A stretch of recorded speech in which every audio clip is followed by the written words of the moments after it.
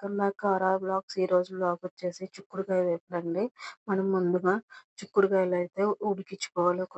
ఒక స్పూన్ ఉప్పు వేసుకొని ఉడికించుకున్న చిక్కుడుకాయలు తీసుకోవాలి. ఇప్పుడు ఆయిల్ వేసుకొని ఆయిల్ వేడైన తర్వాత పోపు దినుసులు యాడ్ చేసుకోవాలి.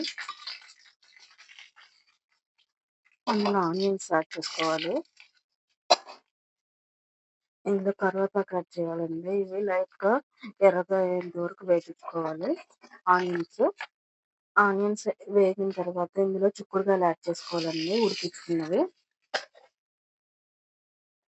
ఒక నిమిషం మగ్గించుకున్న తర్వాత ఇందులో మనము పుట్నాల పొడి యాడ్ చేసుకోవాలండి. కొబ్బరి, చిన్నుల్లిపాయలు, పుటాని, కారం వేసుకొని పట్టుకున్నది.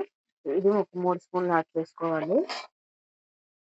మనం చివరిలో కొత్తిమీర అయితే యాడ్ చేసుకోవాలండి.